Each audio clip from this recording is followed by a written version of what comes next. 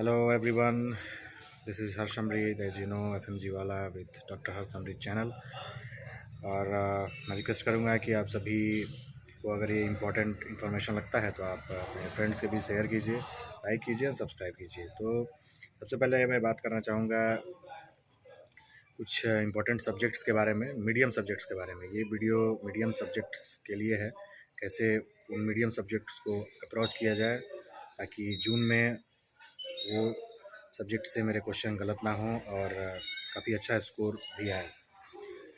देखिए, सारे students most of the students सारे स्टूडेंट तो नहीं कह सकते, मोस्ट ऑफ़ द स्टूडेंट्स ये सोचते हैं कि जो बड़ा सब्जेक्ट है जिसका वेटेज ज़्यादा है वो तो स्कोरिंग है ही, स्कोरिंग नहीं कह सकते लेकिन वेटेज ज़्यादा होता है। और कभी कभी ऐसा होता है कि क्वेश्चन टफ आने के भी चांसेस होते हैं। ये बड़े सब्जेक्ट के क्वेश्चन का चांस है कि अगर टफ आ गया सेकंड पेपर मेडिसिन सर्जरी तो फिर दिक्कत हो जाती है काफ़ी स्टूडेंट्स को। और मीडियम सब्जेक्ट ऐसा है ताकि अगर क्वेश्चन कितना भी टफ आता है तो मीडियम सब्जेक्ट का क्वेश्चन हर साल सही ही रहता है, टफ नहीं होता है। और मीडियम सब्जेक्ट की बात की जाए तो सबसे पहले आपको biochemistry, paediatrics, ENT, ophthalmology, FMT का भी बहुत बड़ा रोल है। क्वेश्चन ईजी आते हैं बट रिसेंट एग्ज़ाम अगर देखा जाए तो क्वेश्चन काफ़ी ट्रिकी आ रहे हैं एफएमजी से। और उसके अलावा पैथोलॉजी, माइक्रोबायोलॉजी एंड फार्माकोलॉजी, ये और 3 सब्जेक्ट, मतलब ओवरऑल देखा जाए तो 7 सब्जेक्ट समझ लीजिए, 7 या 8 सब्जेक्ट। ये सब्जेक्ट को आपको समय ज़्यादा नहीं लगेगा लेकिन गेन आप ज़्यादा कर सकते हैं। गेन इन द सेंस की स्कोरिंग बेसिस पे। बायोकेमिस्ट्री हुआ, कभी भी बायोकेमिस्ट्री अब पढ़िए तो रैपिड के पीछे नहीं जाइए। मैं यही रिक्वेस्ट करूंगा कि अब वो समय नहीं रहा कि बायोकेमिस्ट्री को रैपिड से पढ़ा जाए। पीडियाट्रिक्स को भी थ्रूली पढ़िए, मेन वीडियो से पढ़िए। बायोकेमिस्ट्री भी मेन वीडियो से ही पढ़ना होगा। उसके बाद एफएमटी रैपिड सही है बट इस बार जो क्वेश्चन आया था वो काफ़ी ट्रिकी था, उसके लिए मेन वीडियोज़ की ज़रूरत थी, मेरे को ऐसा लगा। और जो पैथो, माइक्रो, रैपिड इनफ है। प्रीति शर्मा मैम का अगर आप फॉलो कर रहे हैं तो rapid revision is more than enough as per latest trend of questions. उसके बाद रही बात ईएनटी ऑप्थेल्मोलॉजी की, बहुत ही इम्पोर्टेंट अब हो गया है कि ऑप्थेल्मोलॉजी और ईएनटी को मेन वीडियो से पढ़ा जाए। नो डाउट राजीव सर का ENT notes more than enough है, काफ़ी इनफ है, बट थोड़ा सा उसमें मॉडिफाई की ज़रूरत है आपको, मतलब उसमें आप और भी कंटेंट ऐड कीजिए क्योंकि क्वेश्चन सब थोड़ा ट्रिकी आ रहे हैं और सारे तो वही हैं, वही टॉपिक्स हैं बट कंसेप्चुअल ज़्यादा आ रहे हैं। तो आप थोड़ा सा कंटेंट भी ऐड कीजिए और फिर उसको समझने की कोशिश कीजिए अच्छे से, ताकि जो है दिक्कत नहीं हो। अभी जो है मैं अपने घर पे हूँ, विलेज में हूँ, तो थोड़ा बहुत डिस्टर्बेंस हो रहा होगा बैकग्राउंड में इधर उधर, बट उस चीज़ को आप इग्नोर कीजिएगा और इस पे ध्यान दीजिए क्योंकि ये सारे सब्जेक्ट जो है ना, आपके क्वेश्चन जो हैं काफ़ी टफ नहीं आते हैं। मतलब अगर पेपर टफ भी बना, मेडिसिन सर्जरी अगर टफ भी आया है, पीएसएम टफ किया, तो ये सारे ऐसे सब्जेक्ट हैं ना जिसके क्वेश्चन मॉडरेट ही आएंगे। हो सकता है कि फार्माकोलॉजी थोड़ा टफ कर दे या पैथोलॉजी थोड़ा टफ कर दे, बट आपको ये समझना होगा सबसे पहली चीज़ कि बायोकेमिस्ट्री और पीडियाट्रिक्स आप स्ट्रॉन्ग कीजिए, उसको मेन वीडियो से पढ़िए। उसके बाद एफएमटी को स्ट्रॉन्ग कीजिए, वो भी मेन वीडियो से ही पढ़िए। उसके बाद रही बात आपको ईएनटी ऑप्थेल्मोलॉजी, उसको भी आपको गो थ्रू होना है अच्छे से। माइक्रोबायोलॉजी, पैथोलॉजी प्रीति शर्मा मैम का नो डाउट बेस्ट है, उससे ज़्यादा आपको पढ़ने की ज़रूरत नहीं है। मीडियम सब्जेक्ट जब भी आप जीटी देते हैं तो हो सकता है कि आपको लगता होगा कि बहुत सारे क्वेश्चन इस सब्जेक्ट्स के नहीं दिख रहे हैं, किसी किसी में बहुत दिख रहे हैं, बट अभी जो एग्ज़ाम हुआ है, हर साल एफएमजी कुछ ना कुछ पैटर्न चेंज करती है, बट ऐसा तो है नहीं कि क्वेश्चन इन सारे सब्जेक्ट से आएगा नहीं, आएगा ही। हो सकता है कि 10 कम आया या 10 ज़्यादा आया, लेकिन क्वेश्चन का वेटेज काफ़ी अच्छा होता है। और इन सब्जेक्ट को मैं इसलिए ज़्यादा ध्यान देने की आप लोगों को बोल रहा हूँ क्योंकि ये सारे जो ऐसे सब्जेक्ट हैं ना, इसमें आप कम समय में ज़्यादा क्वेश्चन सही कर सकते हैं।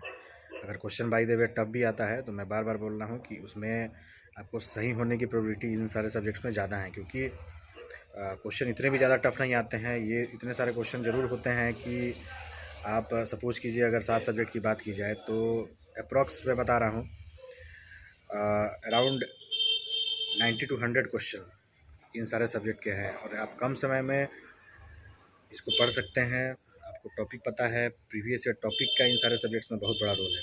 ईएनटी में इस बार भी वहीं लगा है, ट्रॉपिक राइनाइटिस, ओटोस्क्लेरोसिस, और भी बहुत सारे जो टॉपिक थे, एंजियोफाइब्रोमा, लेकिन थोड़ा सा क्वेश्चन का लेवल चेंज किया था, जिसमें आपको मेन वीडियो और समझने की ज़्यादा ज़रूरत है।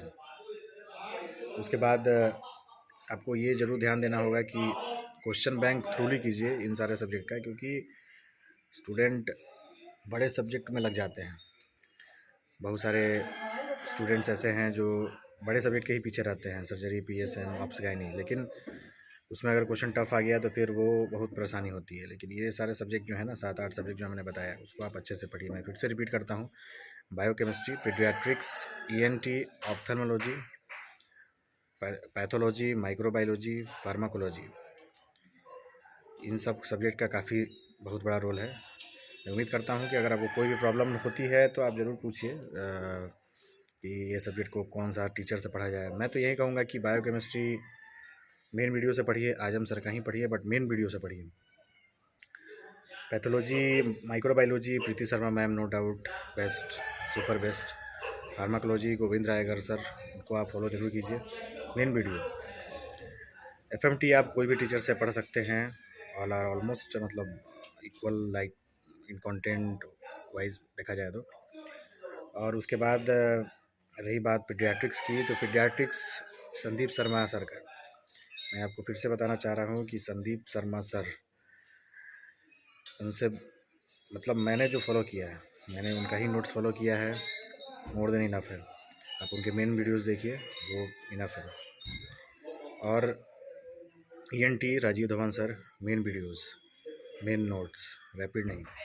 ऑप्थेल्मोलॉजी आप किसी से भी कर सकते हैं, बट शाश्वत राय सर का बेस्ट है, मतलब सही लगा मेरे को, मैंने उनको फॉलो किया। सबके अलग अलग व्यूज़ हैं, सबके अलग अलग सोच हैं। बहुत सारे लोग कोई ऑप्थेल्मोलॉजी दूसरे टीचर से पढ़े होंगे, ईएनटी दूसरे टीचर से पढ़े होंगे, बट मेरे को ऐसा जो लगा कि किन टीचर का सही होगा, कॉन्साइज एंड बेस्ट, तो मीडियम सब्जेक्ट के लिए ये सारे टीचर्स का बेस्ट है, और आपको इस पर ज़्यादा ध्यान देना है। बड़े सब्जेक्ट तो सारे पढ़ते हैं स्टूडेंट, मेडिसिन कौन छोड़ना चाहता है, surgery, ops, gynae, but question अगर टफ होता है तो हो सकता है कि उसमें आप लैग कर जाएं, हो सकता है उसमें स्कोर कम हो जाए। बट ये सारे जो मीडियम सब्जेक्ट है ना, ये कम समय में आप स्कोरिंग है ये, मतलब अगर क्वेश्चन कितना भी टफ, मैं बोल रहा हूँ फिर से कि कितना भी टफ हो जाए, बट इससे क्वेश्चन जो है नॉर्मल ही आते हैं, मीडियम टू ईजी ही आते हैं। उम्मीद करता हूँ कि आपको ये वीडियो अच्छा लगा होगा, मतलब आप अपने फ्रेंड्स जो एफएमजी की प्रिपरेशन कर रहे हैं, उनको ये वीडियो शेयर कर सकते हैं, उनको बता सकते हैं। हो सकता है कि उन्हें ये वीडियो काफ़ी हेल्पफुल लगे और उनका एग्ज़ाम जून में हो जाए। तो आइए मिलकर एक दूसरे की हेल्प करते हैं। अगर मैं पास हो पाया हूँ तो मेरे को ऐसा लगा कि ये मीडियम सब्जेक्ट का बहुत बड़ा रोल था, बड़े सब्जेक्ट से भी ज़्यादा मीडियम सब्जेक्ट का रोल था, कंफर्म 100%।